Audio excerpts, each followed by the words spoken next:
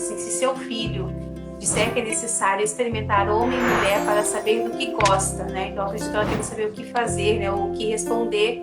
Eu acho que entra muito nisso que você colocou, né? A geração de hoje é uma geração que tem um pensar diferente da nossa. Exatamente. E outra coisa, e é importante, né? As gerações que vão questionando. A gente tem visto hoje, a gente reclama muito das redes sociais, que eles ficam muito na internet, mas a gente tem visto muitos jovens criarem muita coisa boa, né? Com esse advento da internet.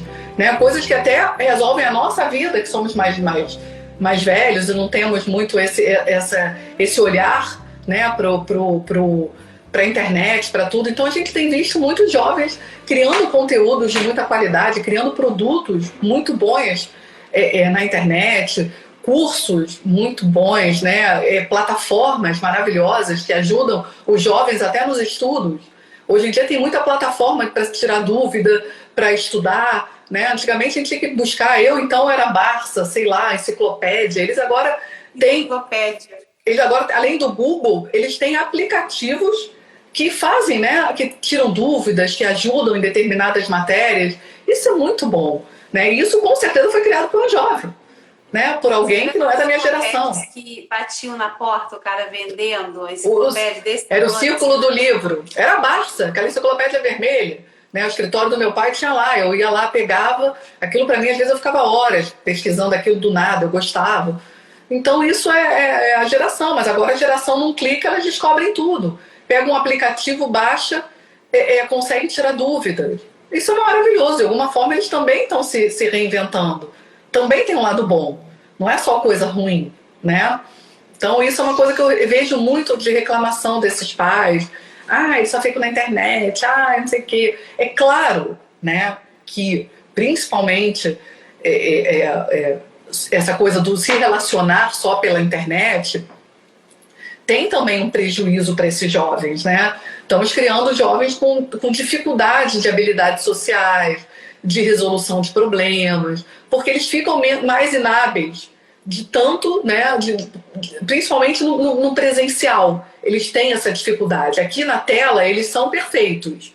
Assim como eu tenho dificuldade aqui de falar na tela, e se você me trouxer aqui presencial, você vier aqui, a gente vai conversar numa boa, sem zero vergonha, tranquilo. Agora, aqui na tela, não é confortável para mim. Eu não sou dessa geração. Eles não. Para eles é muito mais confortável namorar por aqui do que presencialmente. Presencialmente eles não sabem muito bem o que fazer, ficam desconfortáveis, né? Não sabem como lidar.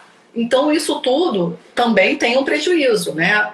Que é a habilidade social. Então isso eu vejo na clínica vir muito. Eles virem com essas questões, mas e aí? Aí eu estou conversando com ele, aí agora como é que vai ser presencial? Como é que eu vou fazer? Porque eles não sabem, né? É difícil. Eles conversam aqui perfeitamente, agora não bota cara a cara que dá um medinho, né? Normal. Tem mais alguma pergunta? Tô vendo aqui. Tem sim. Tem mais uma pergunta que eu já vou fazer para você. Mas em cima disso que você colocou, eu aqui com alguns adolescentes, eu me divirto porque eu ensino a eles. Olha só, eu falo assim, olha só. Vamos imaginar que eu sou a fulana. Ou então vamos imaginar que eu sou fulano. Qual o lugar que você se esbarra, onde você se encontra? Aí eu faço um cenário aqui na sala para eles entenderem, interagirem comigo. Eles ficam assim, vermelho, roxo, assim, sabe? Todas as cores. Porque entra nessa situação aí que você acabou de exemplificar. Na terapia cognitivo-comportamental a gente chama isso de roleplay, que é botar dentro do consultório, né, deixar eles terem essa experiência dentro do consultório para eles aprenderem. Então, às vezes eles falam, não, peraí. Eu falei, não, vamos embora, vamos fazer um teatro. Finge aqui, a Tereza aqui vai incorporar aqui a atriz e vamos embora, vamos fazer. Finge que eu também estamos fazendo aqui um teatro. E aí eles ficam, né, também super desconfortáveis. Imagina, porque eles não têm essa habilidade. Imagina fazer isso na cara do menino que eles gostam, alguma coisa. Eu falei, o que você falaria? Como é que a gente começaria a puxar uma conversa? Porque é treino mesmo, também, né? Habilidade social a gente aprende se socializando.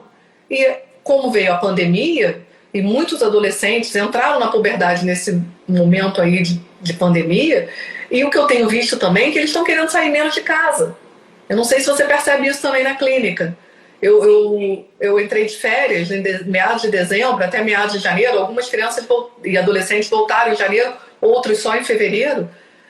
Cara, Ediane, eu fiquei impressionada como alguns engordaram. Porque passaram e moram em condomínios maravilhosos, cheios de área de lazer, de clubes, de piscinas, de crianças, de adolescentes. Imagina, né? A gente não sai, eu saía, eu pelo menos era assim, eu saía de manhã, se a mãe não chamasse para comer, nem para comer a gente voltava. E eles não, sabe por quê? Porque eles têm tudo o que eles precisam aqui. Né? Via internet, eles podem conversar, socializar dentro do quarto deles, eles podem jogar online dentro do quarto deles. Então é isso que eu acho que os pais, nós, enquanto pais, precisamos, sabe, trazer isso. Eu vejo os pais também, saem, ao invés de fazer alguma coisa também que o adolescente gosta, né? Vai ver um filme do Doutor Estranho, que entrou agora em cartaz, vai ver junto com o teu filho. Não, eles querem sair para restaurante. Isso não é programa de adolescente, eles também não querem. Mas vai fazer um programa com teu filho, vai num show de música que ele gosta. Eu fui muito em show de Justin Bieber, que a minha filha ama até hoje, eu fui muito. Né? Não era fácil, não. Não pensa que era a coisa que eu mais queria fazer na vida. No final eu já gosto, eu adoro Justin Bieber, mas no início não era tão legal assim. Mas eu ia. E eu acho que os pais têm que fazer isso, porque é isso que vai aproximar. Né? É isso e a gente vê muito, ela só vai para restaurante. Restaurante é programa de adulto. Eles não estão nem aí, né? Se der qualquer coisa para comer, der um hambúrguer para eles, tá bom e pronto. Deixa eles lá dentro do quarto, bobear, eles não passam o prato por baixo da porta, para eles tá tudo bem. Então é isso. Levar eles mais para descer, sei lá. Tá com 11, 12 anos. Não, vamos descer, vamos fazer alguma coisa, vamos na piscina. Né? E ficar realmente envolvido com esses filhos. Porque às vezes eu também vejo muitos pais que, não, mas eu fico um tempão com meu filho. É hora de qualidade, não é o tempo que você fica. É a qualidade do tempo que você fica com seu filho. E a qualidade é verdadeiramente se interessar pelo que seu filho se interessa. Né? Não adianta ficar do lado dele na piscina. Eu fui pra piscina com meu filho, desci pra piscina. Mas você ficou no celular? Ficou. Você entrou na piscina para brincar com seu filho? Né? Você sentou para entender, conversou com seu filho quando estava adolescente, enquanto vocês desceram? Não, era cada um no seu celular e cada um, no fundo, estão no mesmo ambiente, mas cada um vivendo a sua vida.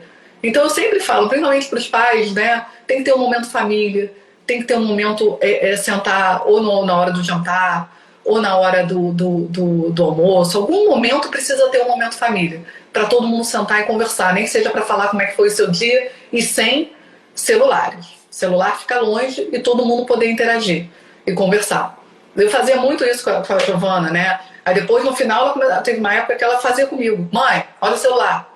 Aí eu ia, é mesmo. No final, eu já estava falando o que eu fazia com ela. Porque não adiantava sentar para comer e conversar e daqui a pouco eu estava olhando o celular ou respondendo um pai ou fazer a gente, então, que é psicólogo, né? Isso também mudou para nós também. Porque a clínica expandiu, né? A clínica estendeu, a clínica saiu de dentro da clínica. Então, às vezes eu estou em casa com a minha família, tem uma mensagem, às vezes mensagens que eu preciso responder, e aí eu tenho que tomar o tempo que eu já dei para o meu trabalho para trabalhar em casa também. E o home office fez isso com os pais também. Né? O home office você meio que perdeu um pouco esse tempo de trabalho, então os pais também estão trabalhando mais, ficam menos com os filhos. Tem mais alguma? Tem, aqui, ó. As influências externas são naturais e irão ocorrer. Como lidar sem estabelecer um embate com seu filho? Eu vou colocar assim, essa questão, né, que é natural, né, as influências, mas assim, como que né, os pais podem lidar com o filho, talvez com essas diferenças, né, até mesmo de repente dos valores ou cultural, enfim, com que eles pregam para não ter ali, né, um atrito, né, e causar talvez um distanciamento, né, se eu tiver acreditando é o que eu falo. A intenção da pergunta dela. Esses valores, Ediane, eles são construídos na infância. Então tem algumas coisas que depois que eles estão adolescentes fica muito mais difícil da gente trazer. Então nosso papel como pais é construir esses valores nesses adolescentes desde que eles são crianças. Se você tiver construído uma boa relação, tiver passado bons valores para o seu filho, e quando eu falo bons valores é exemplo também, né? Não adianta você falar para o seu filho que ele não pode gritar, que ele não pode berrar, que ele não pode xingar o amiguinho, quando você no trânsito berra, você xinga. Então, a gente precisa dar o exemplo, né? Ah, não quero que o meu filho fume, mas eu também fumo. Então, o ideal é que a gente seja um exemplo para esses jovens. Se você incutir nele bons valores, eles vão crescer com bons valores. E se fora ali, né, desse ambiente aí, como ela está falando, acontecer alguma influência, eles mesmos vão perceber. E ele mesmo tira, né? Esse eu não quero, esse não é legal. Entende? Daqui a pouco, é claro, no início pode ser que sim. Mas quando você percebe um adolescente muito influenciado por alguma amizade muito tóxica, alguma amizade muito ruim, que tem os valores muito diferentes do que eu, então, né, acredito, do que nós, enquanto sociedade, você vai perceber lá atrás que teve uma falha ali nessa construção na infância. Então não esqueçam disso, que a adolescência vem dessa construção de nós ali na infância. Tá? Então é importante que esses valores sejam passados desde a infância, insistentemente, instintivamente. A gente não pode desistir.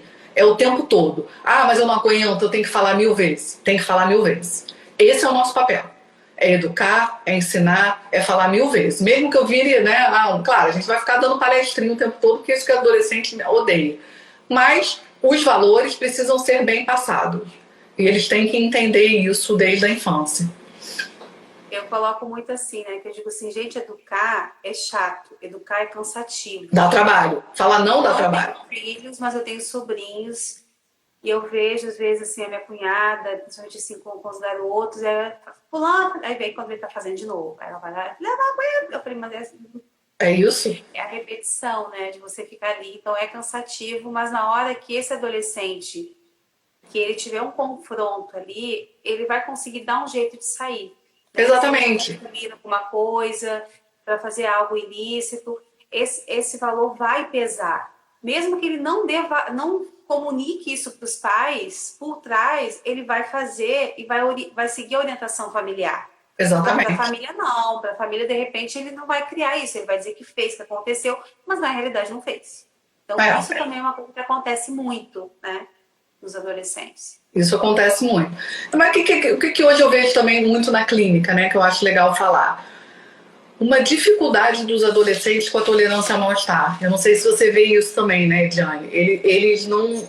Para eles parece que eles não aceitam nada que frustre, né?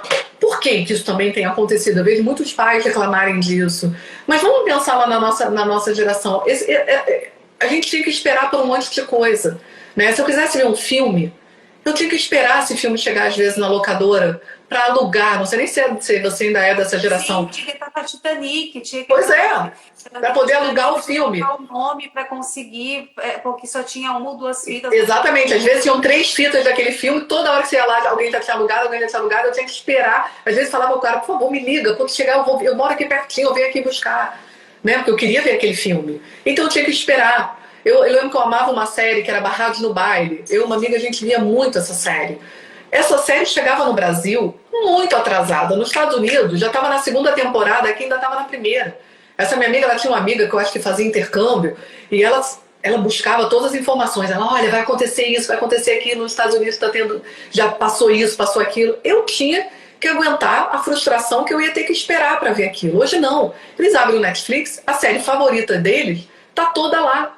Eles, em um dia, se eles quiserem, eles maratonam a série que eles adoram. Eles não precisam esperar por nada. A minha época, então, acho que essa você não pegou não, Ediane. Acho que não sei. Se eu gostasse de uma música, eu tinha que esperar tocar no rádio. Se eu quisesse aquela música para ouvir sempre, eu tinha que botar uma fita cassete no meu som, apertar play rec quando o cara da rádio falasse que ia tocar aquela música, eu ficava ali esperando quando ele falasse play rec. Às vezes eu tava lá linda, adorando aquela música, feliz, ela soltava uma propaganda, falava um troço no meio, o locutor no meio da minha música. E é verdade. Não era? Acontecia isso, eu ficava, ai não acredito, estragou a gravação. Eu tinha que aprender a lidar com a minha frustração. Essa geração não, vai lá no Spotify, tem a música que eles querem, que acabou de lançar, eles ouvem quantas vezes eles querem. Não tem motivo para frustração. Realmente, as facilidades da vida tornaram a vida, né, menos frustrante. Então, eles têm menos tolerância à frustração. E aí o que acontece? Isso aumenta, né, os comportamentos autolesivos, porque quando a vida, né, a gente sabe que a vida não é uma maravilha, não é um conto de fadas. Então, em algum momento na vida, seremos frustrados. Adolescentes ou não, seremos. Então, a gente tem visto, ou até porque o menino que eu gosto não vai gostar de mim, eu vou ter que lidar com isso. E aí a gente vê muito o índice de suicídio, você então que já fez palestras sobre isso, tem aumentado muito, né? Dos 15 até os 25 anos, isso está aumentando muito. Eu acho que é dos 15 aos 29 até. Tem aumentado muito o índice de suicídio no adolescente. O comportamento autolesivo, nossa, é enorme. Por quê? Porque eles não estão com dificuldade de lidar com a frustração. Porque a vida para eles é mais fácil, né? Eles precisam esperar menos as coisas, né? Até eu trabalho com criança, eles não sabem, eles não conseguem lidar com o tédio. Né? A gente num dia de chuva tinha que se virar, eu tinha que arrumar um jeito de me auto-entreter. Eles não sabem se auto-entreter. Porque eles têm um celular aqui que o tempo todo tem entretenimento, eles têm a Netflix, 500 milhões de canais na televisão. Eu tinha Globo, sei lá, SBT, mais 2 canais, olha lá, se não tivesse nada na programação passando, eu tinha que criar uma outra coisa para fazer. Entende? Então esse era o nosso trabalho ali também.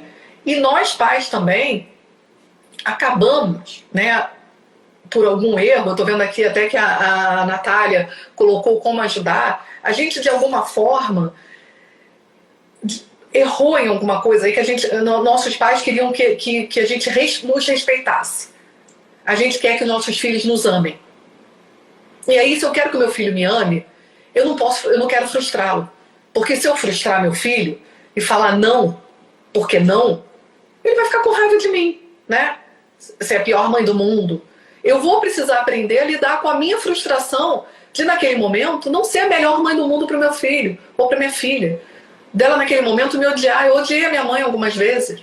Tô viva aqui, amo a minha mãe, mais que tudo. Eu odiei ela em alguns momentos da minha adolescência, da minha infância. Achava ela a pior mãe do mundo. A mãe de todo mundo era melhor, a minha era um saco, eu achava. É normal, mas a minha mãe não estava nem aí se eu amava ela. Ela queria que eu fosse...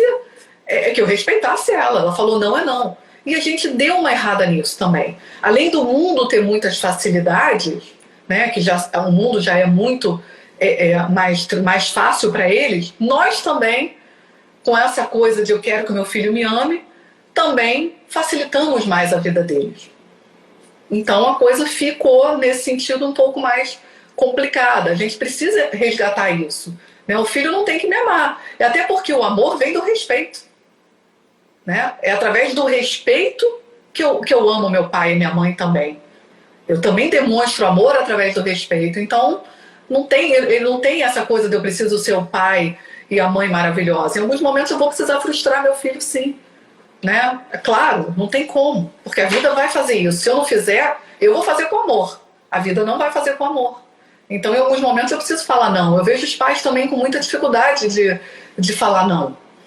Tem que falar em alguns momentos, né? Claro que não é só não, eu não preciso ficar dando uma palestrinha em todo o não que eu falo. Mas em alguns momentos ele vai ter que entender que não é não e pronto. Ah, por quê? Porque não.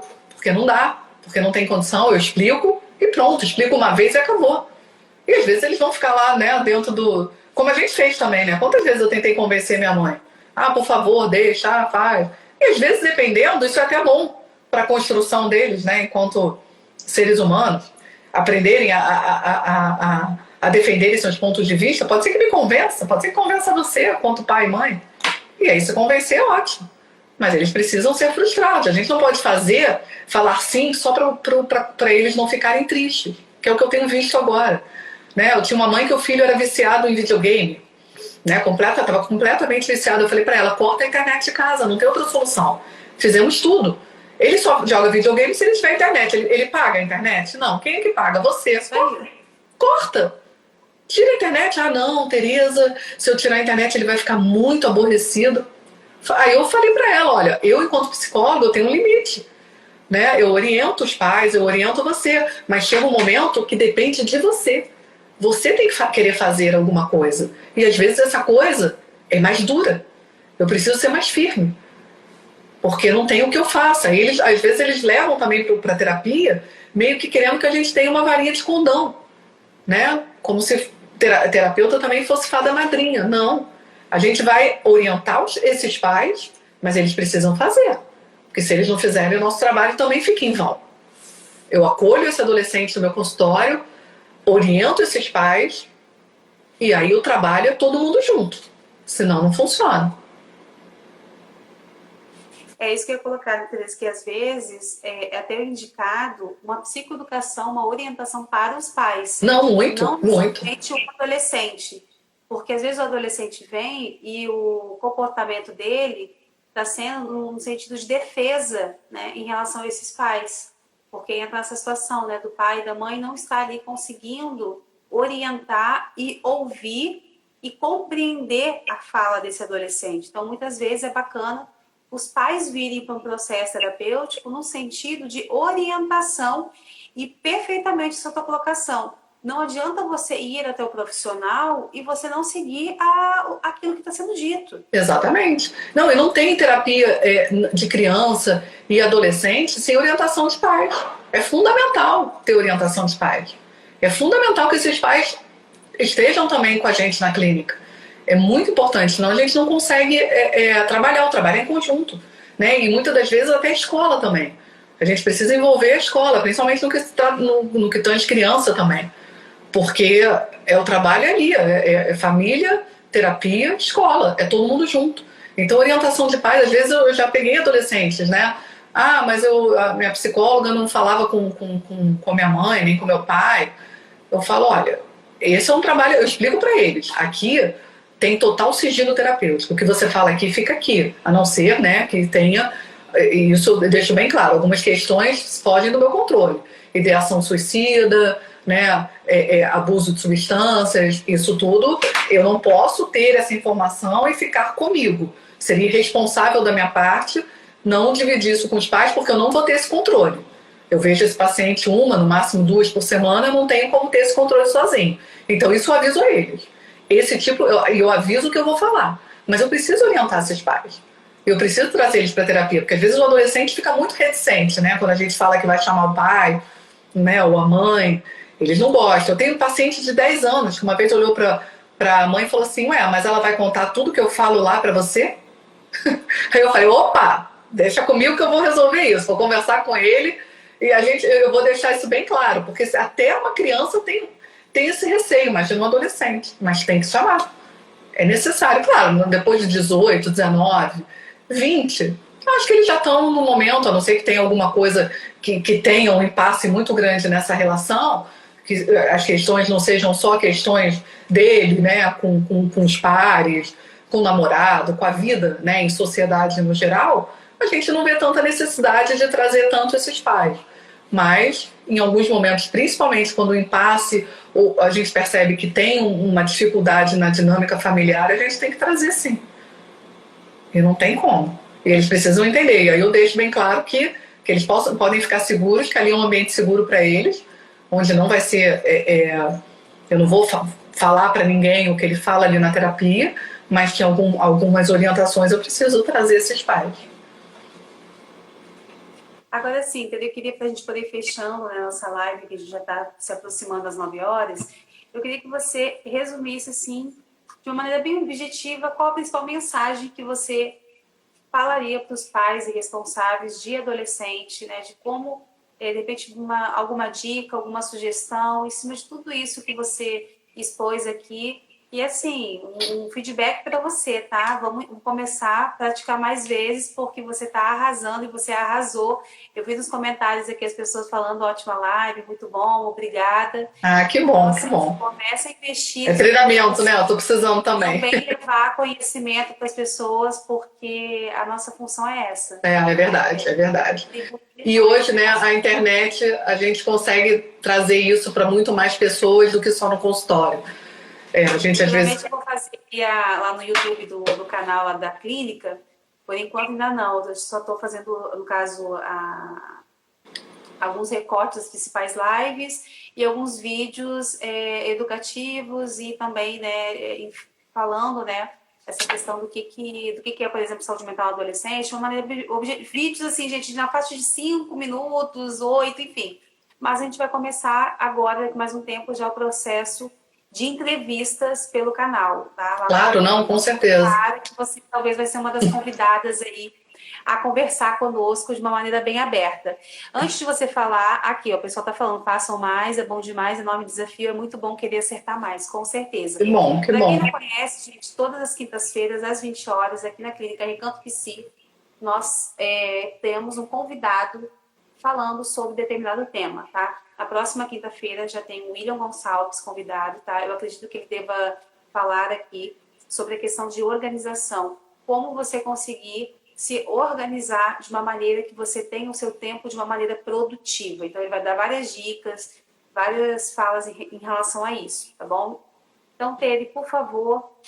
Eu vou terminar com um recado assim que eu falo muito para os pais, eu já falei aqui. Se coloque, lembre da sua adolescência. Se coloque no lugar do seu filho. Lembra das suas questões, dos seus medos, das suas inseguranças. Quem você é hoje, quem você era quando você tinha 15, 16 anos. E o que você se tornou. Isso leva tempo. Às vezes a gente, com a nossa ansiedade, quer que os nossos filhos já pensem como nós pensamos. Só que quando eu tinha a idade deles, eu também não pensava. Eu tinha as mesmas questões, os mesmos medos. Pense nas suas inseguranças. Tente colocar mais no lugar do seu filho. Eu acho que isso vai ajudar muito aos pais a conseguirem ter esse olhar um pouco mais compassivo, né? E compreender mais o seu filho quando você fizer esse exercício de se lembrar da sua adolescência, do seu momento, das suas inseguranças, de quanto os seus amigos eram muito mais importantes às vezes do que os seus pais, que isso é natural e que talvez hoje seus pais sejam tão importantes quanto alguns amigos que você tem, às vezes normalmente até mais.